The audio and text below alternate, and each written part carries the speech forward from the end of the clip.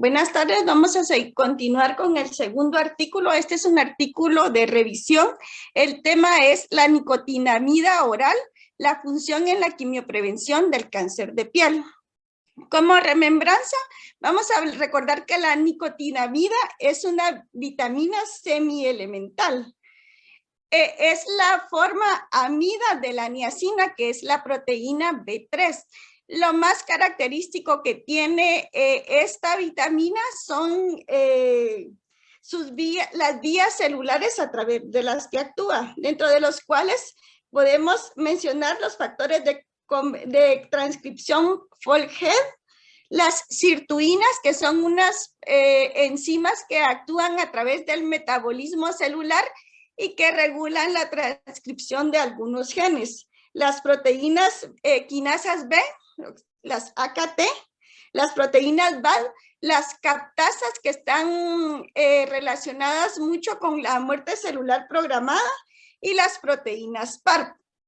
Su principal característica o mecanismo de acción es que es responsable del metabolismo energético celular. Esto es porque es el principal precursor del NAD y el NADP, y a través de esto van a formar ATP, que es de sus funciones más importantes. Otras de las características que tiene es que, digamos, puede ser de metabolismo endógeno y de metabolismo exógeno. Las nueces están muy relacionadas con el consumo de este medicamento, las carnes, las legumbres también, y de metabolismo endógeno se va a realizar a través del aminoácido triptófano. Y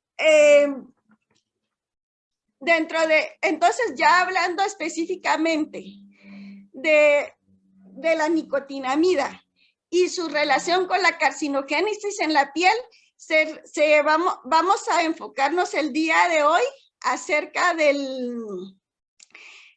la forma que tiene por la alta incidencia que ha aumentado en los últimos 10 años en los cánceres de piel.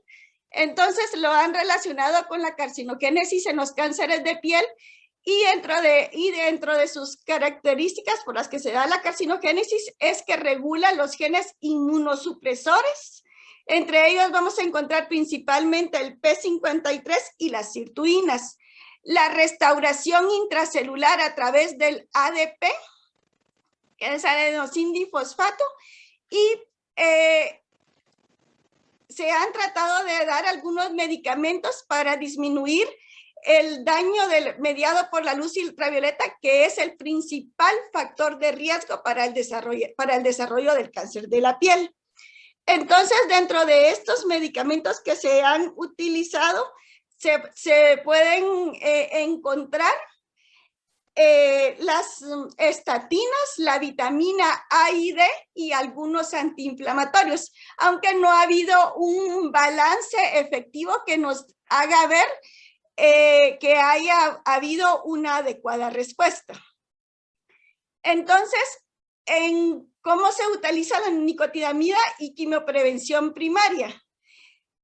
Lo que se buscó en este artículo, específicamente en la quimioprevención, fue evaluar la seguridad y eficacia de utilizar esta vitamina, que se ha utilizado en muchos problemas de la piel, como el acné rosácea, y en problemas autoinmunes también, y en cánceres de piel no melanoma y de tipo melanoma específicamente. A eso se refirió en este artículo. Entonces, los principales mecanismos de acción de los rayos ultravioletas son el daño al ADN, que es una de las principales características, la inmunosupresión y la inflamación. Por eso es que se han utilizado este tipo de medicamentos. Entonces, lo que va a causar el daño al ADN es que van a haber mutaciones en la piel, va a haber una supresión de la inmunidad y diferentes sustancias proinflamatorias que se van a desencadenar por este mismo daño específico del ADN. Entonces, uno de los mecanismos por los que actúa es la reparación del ADN. En esta gráfica lo que vamos a ver es cómo las bajas dosis de luz ultravioleta van a causar un daño específico al ADN. Entonces, al presentarse este daño, se da una activación de las proteínas PARP1. Entonces, cuando estas proteínas PARP1 se activan, va a disminuir el NAD. Al disminuir el NAD, hay una disminución de la glicólisis, y al disminuir la glicólisis, como esa es nuestra principal fuente de energía, se va a disminuir por la depresión del ATP.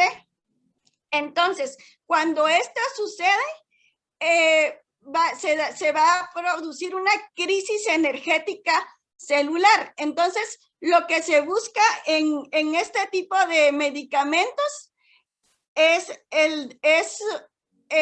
lograr la reparación del daño.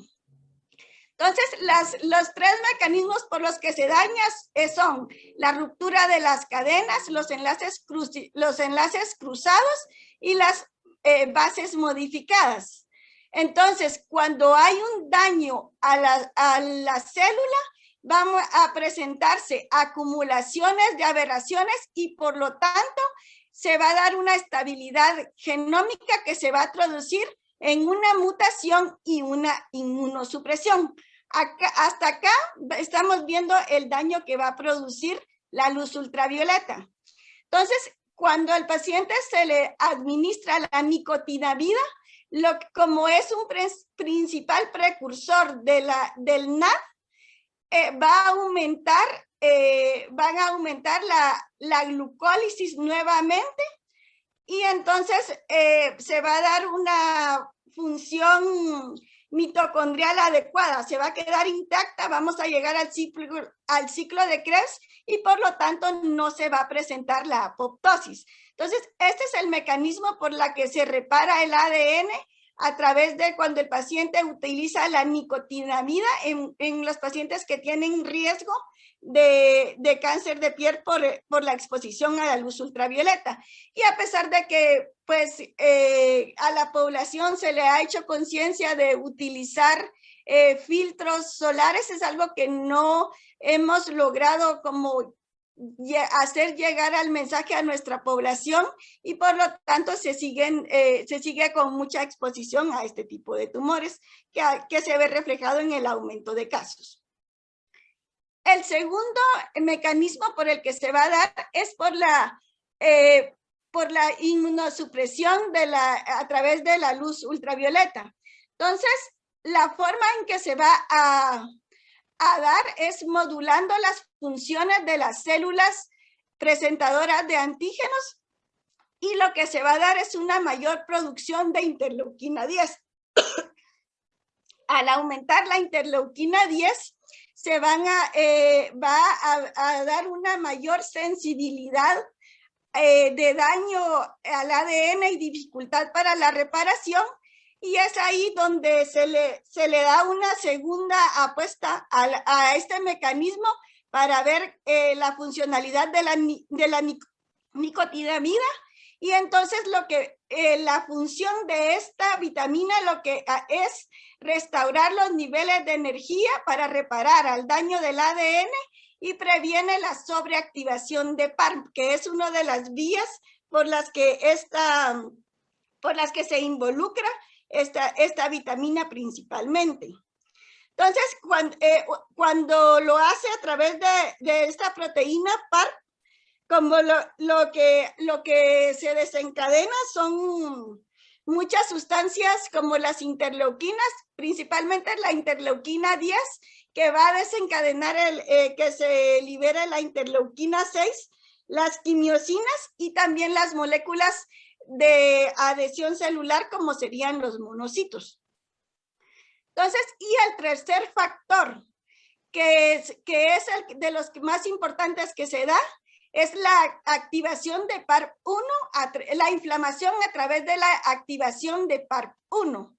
Entonces, cuando tenemos la inflamación y ya se secretaron todos estos tipos de sustancias proinflamatorias, se intentó ver qué pasaba si administrábamos nicotinamida en este tipo de lesiones, que incluso se utilizó de tipo tópico. Entonces, los beneficios que se pudieron evidenciar fue la inhibición del reclutamiento de los neutrófilos. Va a haber un bloqueo de la interleuquina 8, migración de leucocitos en los vasos sanguíneos y atenúa la expresión de acuaporinas. Al atenuar esta expresión de las acuaporinas, se ha evidenciado una mayor reparación del daño al ADN, y de esta manera se va a controlar también la angiogénesis, que está muy aumentada cuando hay una inflamación de este tipo secundaria a la luz ultravioleta. Entonces se buscó la utilidad de la nicotinamida en varios tipos de lesiones a nivel de piel. El primer estudio, que es un estudio fase 2, en el cual se estudió la queratosis actínica. Lo característico era que tenía que tener, era un estudio fase 2 en el cual se tenían que tener por lo menos 30 lesiones y que tuvieran un alto riesgo para el desarrollo de este tipo de lesiones durante los próximos 5 años.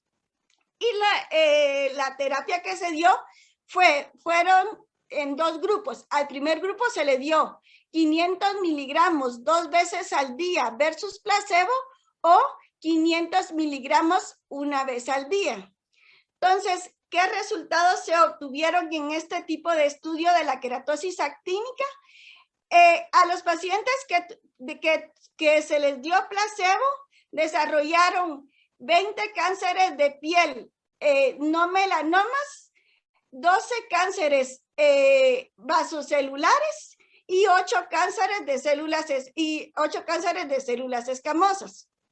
Y a los pacientes que se les desarrolló, que se les administró nicotinamida, a ellos se les desarrollaron 2 cánceres de células basales y 2 cánceres de células escamosas. Entonces es un estudio fase 2, pero sí se vio que sí hubo cambio en los resultados. Y este segundo estudio es un estudio que fue publicado en el 2015 en la New England. Es un estudio fase 3. ¿Pero esos pacientes eran blanquitos, doctora? ¿O qué factores, cómo eligieron a este grupo?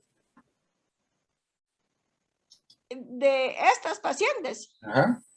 Pues de características de la piel, no, sus características principales eran que tenía que tener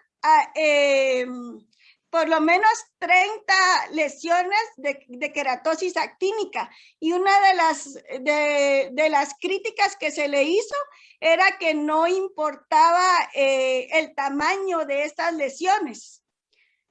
Entonces, decía que tenían que hacer como muchos cambios en la escogencia de esta población, porque no tenía significancia estadística, porque no tenía tantos criterios como de exclusión. Ya.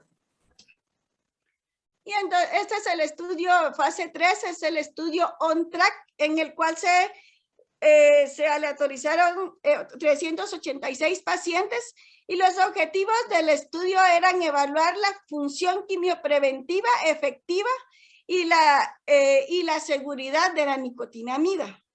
Entonces, como objetivo primario era ver el número de nuevos casos, y el objetivo secundario era definir el conteo de cáncer de células basales, de células escamosas, durante la intervención, que fue por todo un año, y 6 meses posteriores, no más de eso.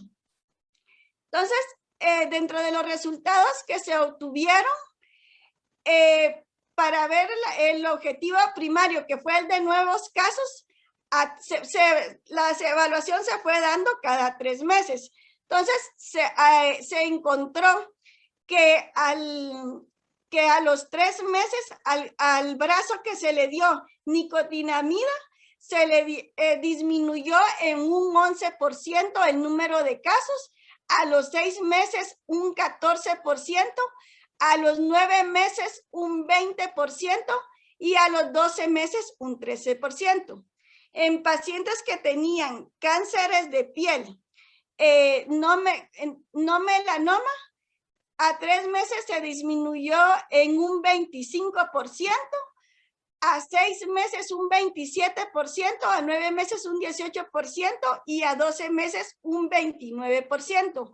En este estudio estaba claro que no se iba a tomar en cuenta el tipo melanoma, pero se documentaron algunos, aproximadamente 3 casos que eran melanomas in situ, y no se vio que hubiera una mejoría estadísticamente, que no se vio que hubiera una diferencia entre tomar placebo y tomar melanoma y tomar nicotinamida.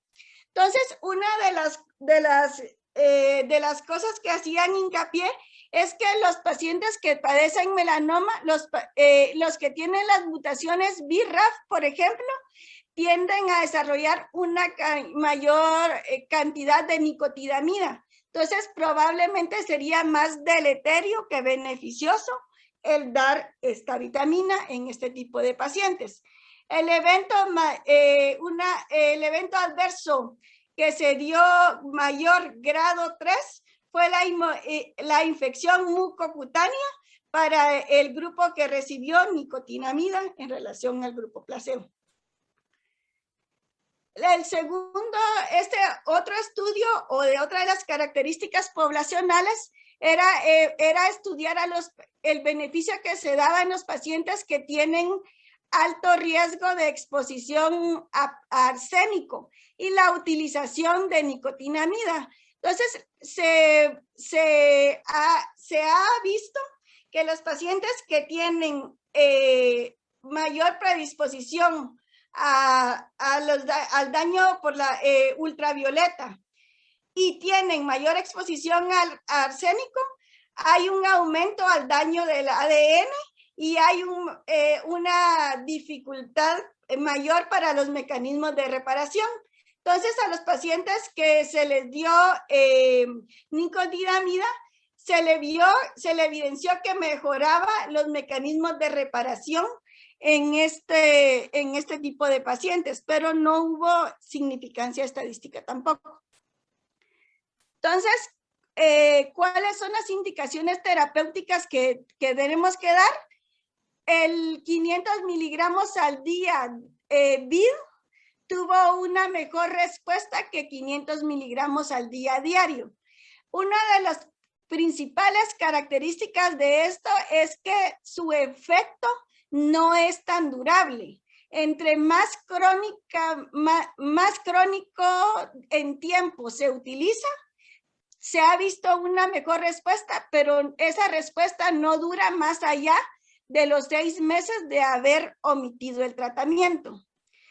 La única interacción medicamentosa con la que se ha relacionado es con la carbamazepina, y entre mayor daño, o sea que, por ejemplo, en las queratosis actínicas, entre las lesiones son más grandes y hubiese más daño solar, vamos a tener una mejor respuesta en los pacientes no melanomas. En los melanomas definitivamente no lo indican.